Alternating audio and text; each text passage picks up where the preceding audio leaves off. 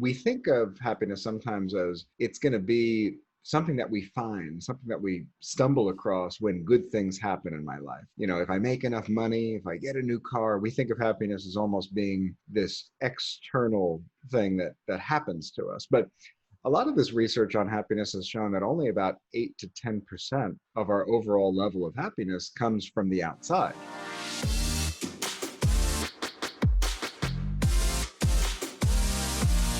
Hey everybody, welcome to the Live Your Legacy podcast. The goal of our show is to help you discover that 1 degree shift in your life to make sure that you start living your own legacy. Today's legacy guest is a clinical psychologist, author, and international speaker, specializing in the areas of happiness and well-being. His work focuses on helping individuals and organizations prosper in life, love, and work. He is the Assistant Regional Director of Mental Health Training at a large HMO in the San Francisco Bay Area, where he helps oversee mental health training programs across 20 medical centers in Northern California. He provides training, consultations, and seminars on topics related to wellness, happiness using positive psychology, cognitive behavioral therapy, and mindfulness-based practices. He has 2 books, Real Happiness and the Happiness Toolbox, which focuses on helping readers to guide them in the journey of happiness and well-being. His 3rd book, which is his latest book, Awestruck, will focus on the science of awe and how we can cultivate more awe and wonder in our lives. Welcome to the show, the man who is known for his mental well-being and health, Jonah Paquette. Thank you so much for having me on. It's great to be here. Okay, Jonah, let's dive into the first question, which is what is true happiness? I think this is a very debatable question, so I really want to hear what you have to say about it. This is a great question, because that's a word that, at least here in the United States, it gets thrown out a lot, and people mean a lot of different things with that same word. So one of the things that I really wanted to accomplish in my first couple of books was to even get on the same page about what that term even means, because you hear contentment, you hear life satisfaction, you hear happiness, you hear well-being. And in my book, Real Happiness, I go into this a lot more in depth, but we're really talking about a combination of those different factors. So it's not just about feeling good. Feeling good is good, and it's good to have joy and contentment and gratitude, but it's also about having a sense of meaning, a sense of belonging, a sense of connection to people, to causes, to parts of life that matter to us. So I think of it as kind of a perfect balance between feeling good, positive emotions, connection to people and other parts of our life that matter, and a sense of meaning, a sense of life satisfaction, so that even during difficult times, we're still feeling grounded. We're still feeling like our feet are under us in that sense. So it's feeling good, but it's much more. Okay, so what's the difference between being content and being happy, right? You say that those words get compared very often, but what's the difference between those two? Well, part of it's just language. And actually, I think contentment is a great term that I think the kind of happiness that I'm talking about is not the jumping up and down for joy every second and necessarily, feeling like you're on top of the world. It is much more in line, to be honest, with contentment. And some of it is also just, when they do cross-cultural research, for example, in a lot of parts of Europe and the United States, people will use the word happiness as far as what they want. And then in other parts of the world, it's actually more contentment that people are after. And I think contentment is a nice term. Well-being is a nice term. I think these are all, in my opinion, kind of arriving at the same goal, which is, it's about having a rich and full life. It's about feeling at our best. It's about feeling good about where things are at, our relationships, our, work performance. And I think contentment actually is a really nice term that's very much in line with the kind of happiness that I talk about in my books, for example. Okay, before we hop on to contentment, just now you talk about how it's being happy is a lot more than just feeling good. So what is that a lot more? Yeah. So it's, if we think of positive emotions, for example, you have joy, you have optimism, you have hope. And so the emotional aspect is important. But the more that I'm talking about is really feeling a deep sense of satisfaction in our lives, for example. So you could imagine, and some of your listeners can probably imagine, where you've had times in your life where you maybe were having a bad day, or you had a setback, or you were feeling, life knocked you down. But if you step back and you look at the big picture, you can still say, you know what, I'm okay with where my life is at right now, though. I'm having a bad moment, but I feel good about what I'm doing. I'm doing important things. I feel satisfied with life. I have a sense of meaning and belonging. I'm part of something bigger than just myself. And so that's the kind of the more. So feeling good and positive emotions, it's not that it's not important. It's just that emotions have a way of kind of being there 1 minute and being gone the next. Emotions are very fleeting.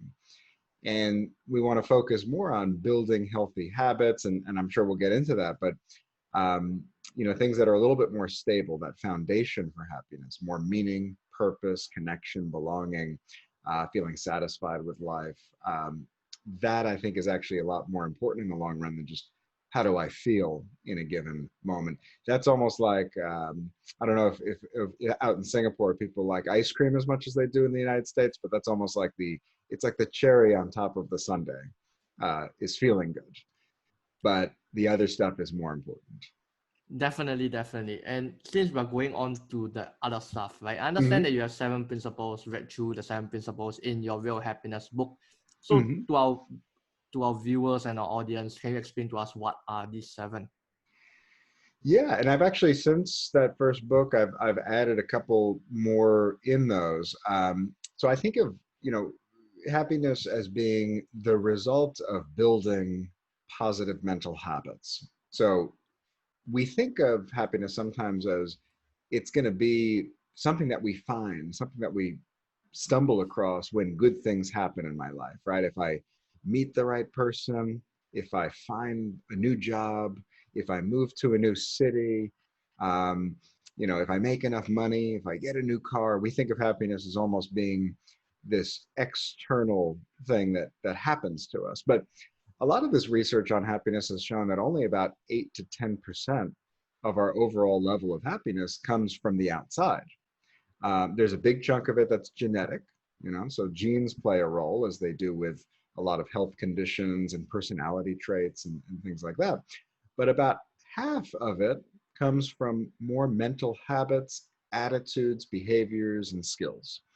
And that was my goal in really in the work that I do generally in my books and my talks, is to figure out, number one, what are those habits, right? And what are the ingredients that help us become happier over time? Because it's not going to be the outside things. It's going to be something from inside. It's an inside job.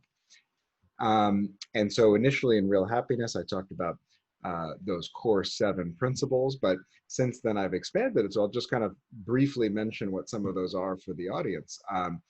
Number one is a sense of gratitude, recognizing the good in our lives, even during hard times. Kindness, so kindness towards other people, but also towards ourselves. So trying to really do right by others actually makes us feel good, even if it's small, random acts of kindness. But we also tend to be really hard on ourselves, many of us. And so learning to be compassionate towards ourselves is a really important part. So that's the third principle. Many of your listeners are probably familiar with mindfulness or mindful awareness. So that's the fourth, being in this moment as opposed to thinking so much about the future or living back in the past. Kind of finding a way to be a little bit more in the now is that fourth principle. Um, Optimism, so having a sense of hope, looking forward to things in the future. Forgiveness, so learning to let go of things that maybe didn't go our way and not holding on to that sense of resentment or grudges. That's number 6. And then social connection. That was the 7th in the initial book that I wrote. That sense of belonging, that sense of connection, feeling like we're not alone. And the quality of our closest relationships has a really big impact on how we feel psychologically. If those are going well, we tend to do well. So those were the initial 7. And then since then, I've really gotten interested in some other ones too, things like identifying and using our strengths. So kind of creating more of those flow states, as it's called, through using our strengths. Um, Awe, which is obviously my latest book, which I'll just hold up if anybody has interest in that. That's Awestruck. That's the ninth principle that I talk about right now. And then I've also started to do a lot more in terms of identifying, mind-body connection. So, certain things like the foods that we eat, sleep habits, movement, exercise as the 10. So in my more recent writings and work, those are roughly speaking the 10. There are more, but those are the ones that have kind of the best research evidence, I would say, in terms of really changing our lives. And I definitely love the principles that you talk about, and there's many, many of them, right? And I think Mhm. you answered the question of, usually people have the question of, is it a search for happiness, or is it something that we do to gain Mhm. happiness? And what you say is a mental habit, right? Something that you do on a daily basis. You have to practice it on a daily basis. And I just want to hover in before we go into awestruck. I want to hover in into this one point of the kindness, right? Where you talk about Mhm. how we are kind to other people, but we are not so kind to ourselves, right? Yes. How do we go about like recognizing that we aren't kind to ourselves? Because usually, sometimes we want to push ourselves more. Like we're gonna Mhm. say like, no, you're not doing well enough. I know that this isn't your potential. You get what I mean? Yes. Like especially I think in terms of Asian context, I think we are Yeah. extremely hard on ourselves. So how do Mhm. we know like where is that threshold or where's that line? Yeah, that's a great question. And the answer might be different for people, but I will just say that, about 85% of people are harder on themselves than they are on other people. So they beat themselves up, they tear themselves down. And, I think to your point, there are small doses of that that actually can maybe push us forward, right? I mean, if we're almost like a coach in sports, the coach isn't nice all the time. So it's okay if sometimes in certain doses, maybe we are like, okay, come on, you could do better than this. The problem is when it goes on for a really long time and it's the only way that we relate to ourselves, we end up feeling really beat down. We end up feeling demoralized. It's self-criticism over time has been linked to depression, anxiety, stress, interpersonal problems. So it actually ends up being very damaging to us because of all that stress that we're carrying around in our nervous system, in our body. And, learning to change that even just a little bit. I like what you pointed out in terms of this is about small steps. It's not about, I'm going to have, this light bulb moment and everything's going to be different overnight. It's really about, can I do, 2% better, 3%, over the next week, and then can I build on that? So, what I always work with people when they're struggling with self-criticism is number one, learning to recognize how that self-criticism comes up for them, because sometimes we do it really automatically. Mental habits are just like physical habits. So thinking about how does this affect me? When does it come up for me? What are the words that I use to talk to myself in terms of that negative self-talk? And then even just a subtle shift like, well, what would I say to somebody that I really care about? What would I say to somebody that whose best interests I have at heart? And if you think about it, you're not going to just tell that person what they want to hear all the time. There are times where you want to, be honest with them, right? Not in a mean way. But that I think is the difference between being self-compassionate and just letting ourselves off the hook and, you know, telling ourselves what we want to hear. It's not about that. It's about still having our best interests at heart, not being excessively harsh, punitive, critical. And that I think just that little pause and saying, okay, how am I talking to myself right now? And what would I say to somebody who I really cared about going through the exact same thing that I'm going through? Would I say the same thing that I'm saying? Or would I be a little bit softer, a little bit kinder? And it turns out when we learn how to be more self-compassionate, that's been linked to lower rates of depression, lower rates of stress, higher levels of well-being. So how we talk to ourselves has a really, really big role in terms of how we feel. I love how you mentioned about the use of words, right? Especially the self-talk that's having in our brain, Mm. right? The stories Yeah. that we tell ourselves, the words and the conversations we have in our mind. Now I want to Mm. connect this to this other principle which you mentioned in your book and what you said, social connection. Now I Mhm. think this is where like both hits at the same time. I explained to you where there are some people, who always want to connect with more people, but somehow they aren't able to, like what they say, vibe with other people. And because of that, they go like, oh man, I'm not able to like find like the right friends. But other people are able to social pretty well. And I actually have like friends who face this exact problem where they go, or other people can talk to like others so naturally and they can like socialize with them, but I'm not really able to. Then plus with the harsh words that they're saying to yourself, then it double downs on the effect. So Yes. how does one actually, because I myself, I don't think I've actually found an answer to that, like, oh, how do you actually, is it because of they can't socialize, or what is it? You know what I mean? Yeah. It's a good question. I think first off, we all have different needs, right? When, I think connection's important, but we sometimes think of connection as meaning, well, I have to have tons of friends and be around people all the time and have 1,000, 50,000 followers. And, I think connection actually, what a lot of the research on connection shows is two really important things. Number one, it's about the quality, not the quantity.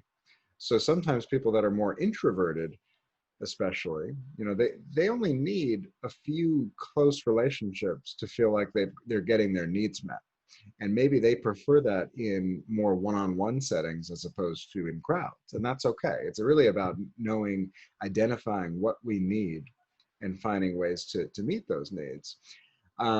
So it doesn't have to be anything kind of dramatic. The other thing that's really emerged from this research on social connection, and it's a subtle distinction, but it's actually what's just as important is feeling supported by people. It doesn't even have to be, we don't have to be with those people 24/7.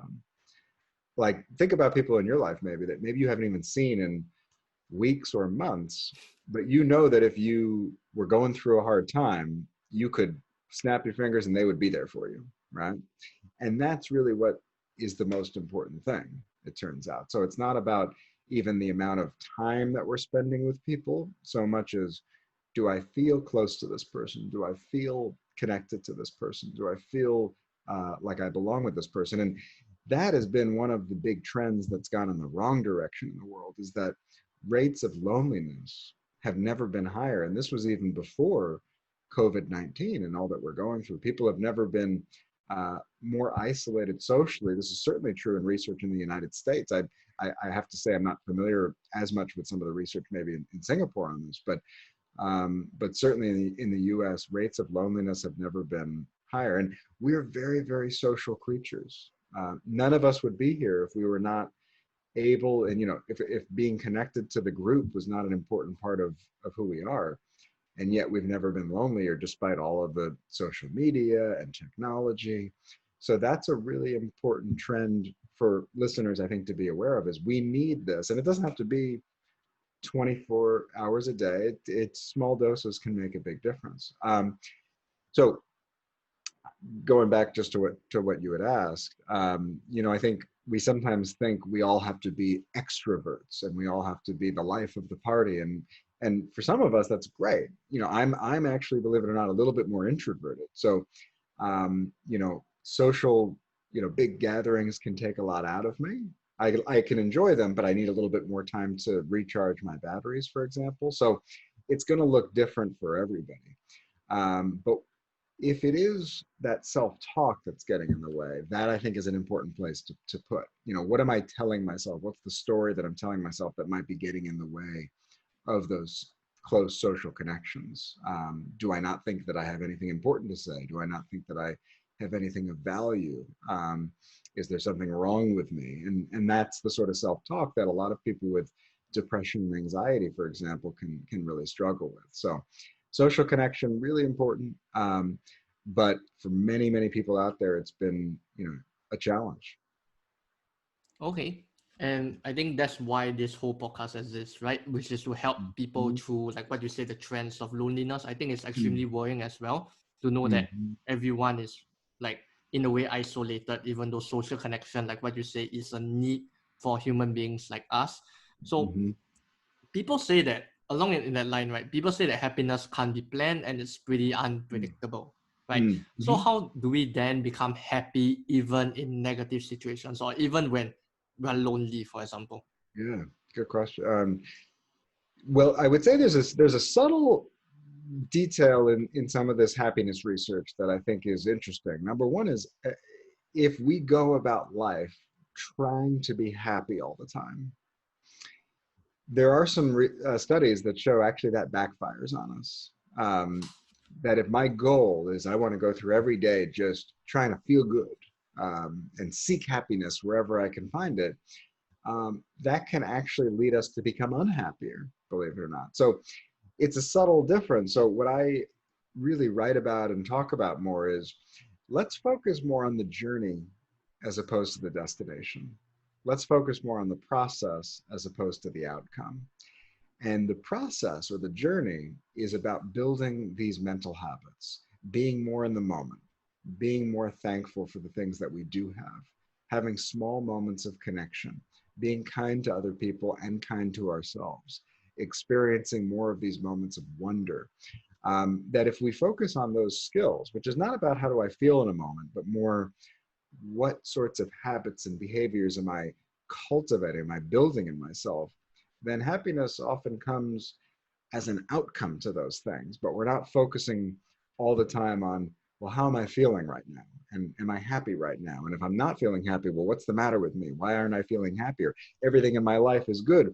Why am I not feeling happy? That can make us unhappy.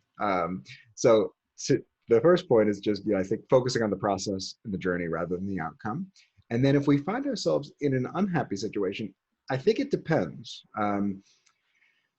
Because if it's a truly unhappy situation, like if it really is a situation that's bad, like a bad relationship, a bad work environment, a bad household, whatever it is, if it really is something that's, toxic and that negative to us, I do think sometimes we have to do everything we can to remove ourselves from an unhealthy situation.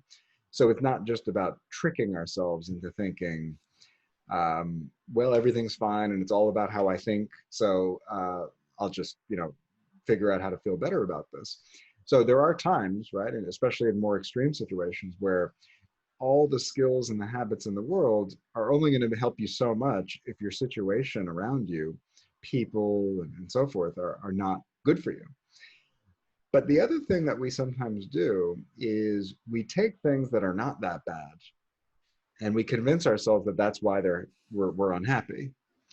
A lot of people do this, for example, with jobs, right? Where a job might be perfectly fine, but they don't feel good. So they say to themselves, well, it must be because of my job. It must be my boss. It must be my coworker. And that's why I'm not happy.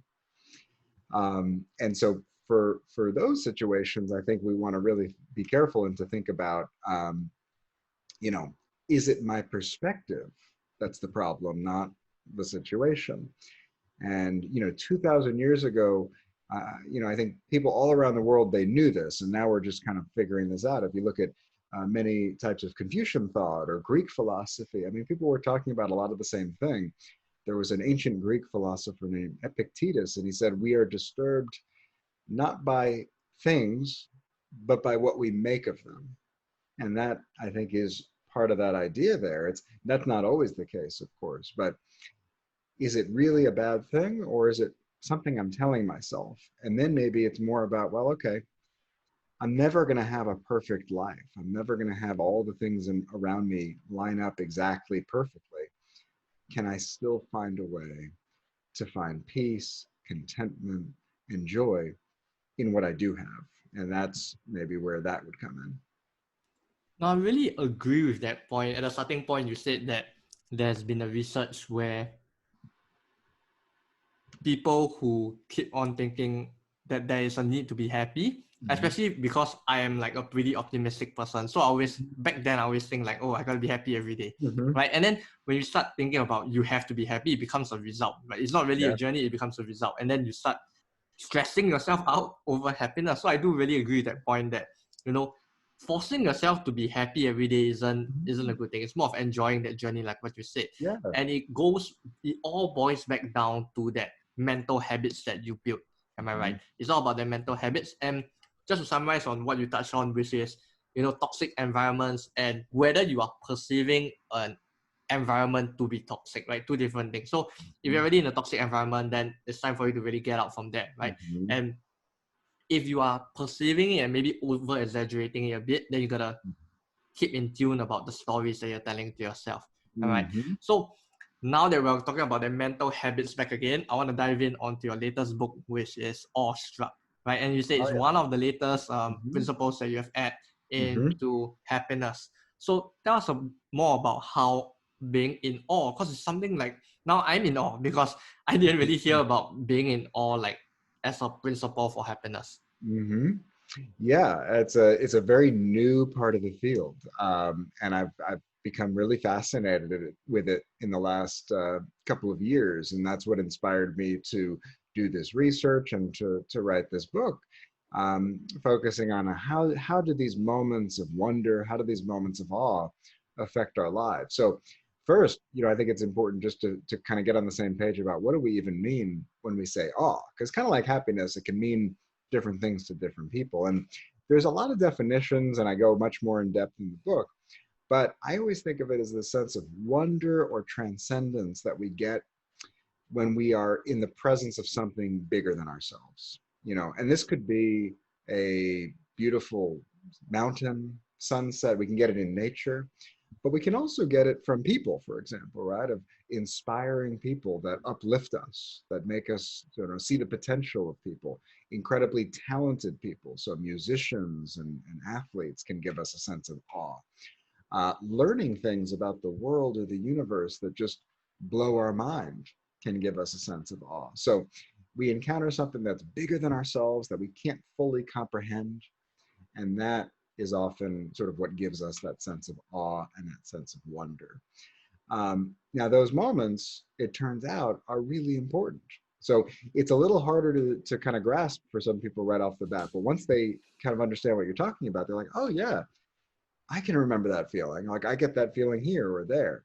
So it's a very personal thing, too. You want to find out, well, what are the parts of life that give me a sense of wonder, a sense of awe? And how do I get a little bit more of that?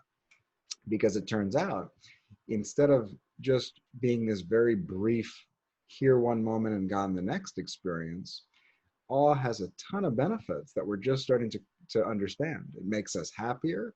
It makes us more connected to other people. It makes us more curious. It improves our physical health, so it strengthens our immune system.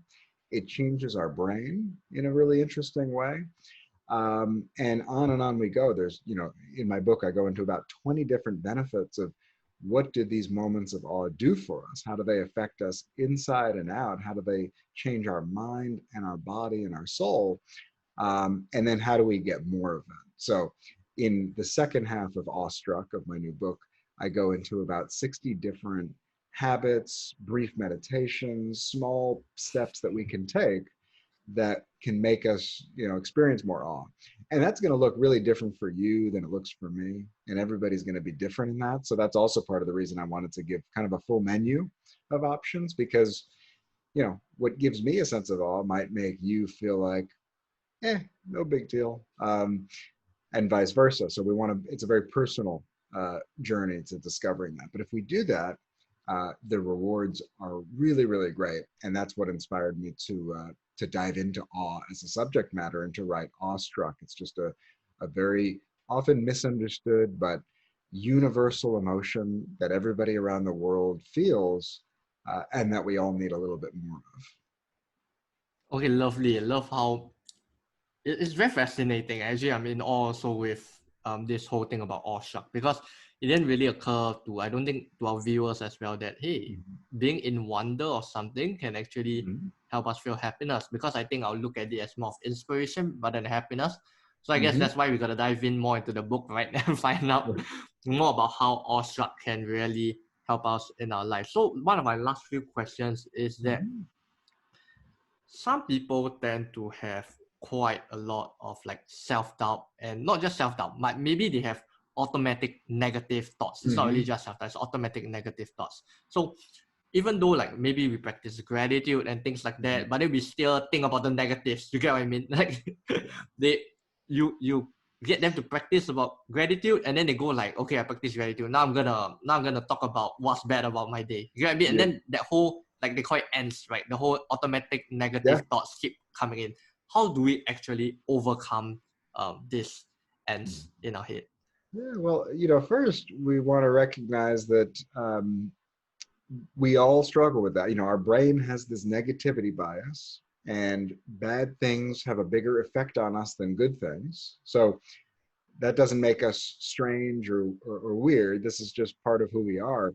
And it's a survival instinct. We wouldn't be here if we weren't very attuned to threat and to negative parts of my environment. You could imagine if, 50,000 years ago, if I was a caveman and I walked outside of my cave one morning and, let's say there was a saber-toothed tiger over there. Well, I want to be on high alert. I want to be, I'm going to need that. Otherwise, I'm going to get eaten. And if the next 10 times I walk outside of the cave, I hear a little bit of a, movement in the bushes, I better jump into high alert. Otherwise, if I say to myself, no, I'm sure it's nothing, let me just mindfully appreciate how good it is to be alive, I'm going to get eaten. So we have this negativity bias, long way of saying that, which helps us to survive, but it's really bad for being happy. And it's really lousy when it comes to feeling content. So you mentioned ants, these automatic negative thoughts. And, for any listeners that are maybe not as familiar with it, there's an approach known as cognitive behavioral therapy, which focuses a lot on, well, how do we change the way that I think in order to change the way that I feel? And it's all about those mindsets. It's number one, identifying what am I telling myself when I'm feeling this way? Is that way of thinking maybe a little bit skewed to the negative? Is there something I'm missing? And then how can I talk about this and how can I relate to myself and talk to myself in a way that's accurate and balanced? It's not about just thinking positive, but it's about finding accuracy and balance in our thoughts. And that's the whole goal of cognitive behavioral therapy, which really focuses on thoughts. So that's a great approach for your listeners called cognitive behavioral therapy. I do some workshops on that as well, even though it's a little bit different from positive psychology, which is more of my expertise. But it could be a really powerful way to change the way that we think in order to change the way that we feel. Now, what exactly, since we talk about so many different habits, right? What are your best personal habits that you do on a day-to-day basis in intentionally creating happiness in your life?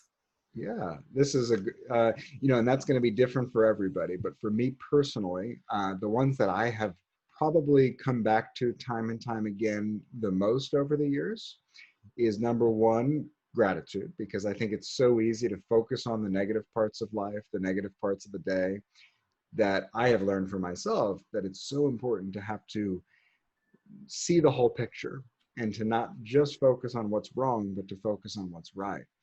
And consciously building that mental muscle through gratitude has been really important for me. So that's been one. And when you're talking about these habits, sorry to intervene, when you talk Oh, about yeah. these habits, when do you do them in your part of the day? Oh, Some people like to do it in the morning, they do it at yeah. night. So how is it like for you? I like to focus more at the end of the day and just, for example, think about or write down a few good things that happened during the day that I want to remember, that I want to hold on to, instead of just moving on to the next day or focusing on something that didn't go well.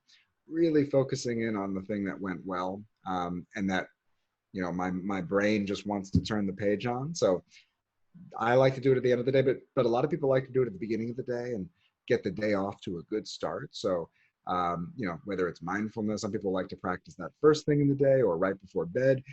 I would encourage people to experiment and see what works for them. I just do it at the end of the day to kind of recap the day.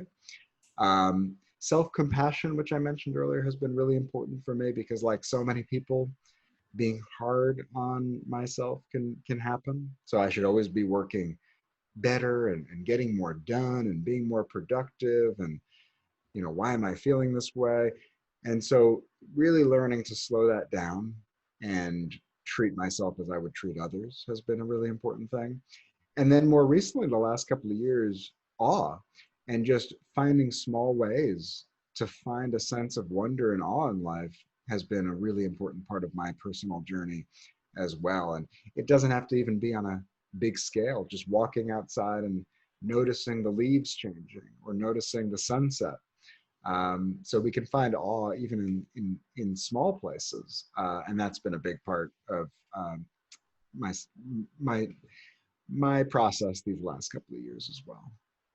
Okay, great. Thanks for sharing your own personal habits so that we ourselves can implement it as well. So, Mm-hmm. where can others learn more from you and connect with you? Yeah. Well, listeners are more than welcome to. I'd love to connect. Well, my website, which is, and perhaps we could share it when the podcast goes up, but it's just my name, www.jonahpaquette.com, and I have one of those hard to spell names, but it's JonahPaquette.com, and that's my website. I list news and updates and any webinars that I'm giving on there, things like that. And then on social media, you could track me down on Twitter. I'm at Dr. Paquette, DoctorPaquette on Twitter. And then that same handle for Facebook.com. So Facebook.com/Dr. Paquette. So would love to connect with anybody online as well. And we'll leave all the links in the description below. So the last Wonderful. question to you, Jonah, is what is your meaning of living a legacy? Yeah, that's a deep question. I'll try to give a quick answer. I No think worries, that, don't actually have to give a quick answer. I'd like to hear like your full oh, answer. well, I would say for me, it's thinking about two things. One which is kind of big picture, and one which is small.